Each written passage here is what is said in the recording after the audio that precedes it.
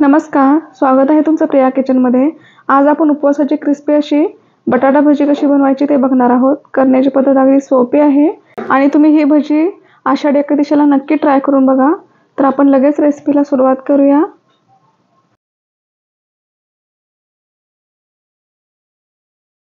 बटाटा भजी बनवण्यासाठी मी इथे 1 वाटी राजगिऱ्याचं पीठ घेतलंय।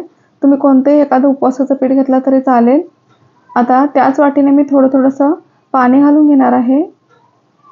अगदी थोडं पाणी घालून आपल्याला त्याचा सेमी थिक बॅटर असं तयार करून घ्यायचं आहे। सुरुवातीला मीठ घालायचं विसरलं होतं, त्यामुळे मी नंतर मीठ घातलंय आणि तुम्ही बघू शकता त्याचं सेमी थिक बॅटर आपलं तयार झालंय। 1 वाटी पिठासाठी मला इथे 1 वाटी पाण्याचा वापर केलाय। आता ते पीठ आहे ते झाकून ठेवून आपल्याला 15 मिनिटं भिजून द्यायचं आहे।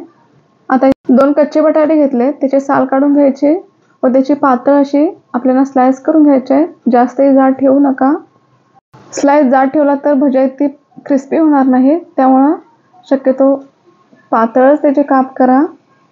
मी तर दोन्ही बटाटे आहेत ते चिरून घेतले। भजी थोडी चटपटीत आणि चवदार होण्यासाठी आपण त्याच्यामध्ये थोडेसे मसाले घालून घेणार आहोत।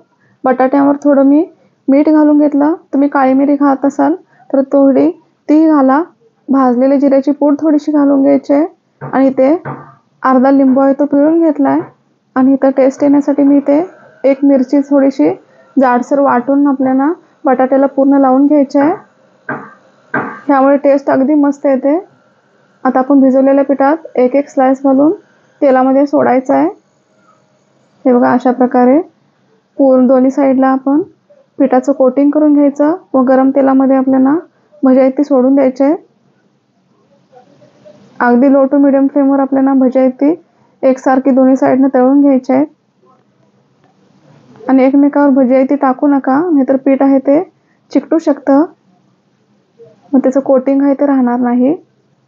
आणि तुम्ही बघू शकता ह्याचा कलरही अगदी मस्त आलाय। त्याप्रमाणेच मी उरलेले बटाटेही तेलात सोडून घेते।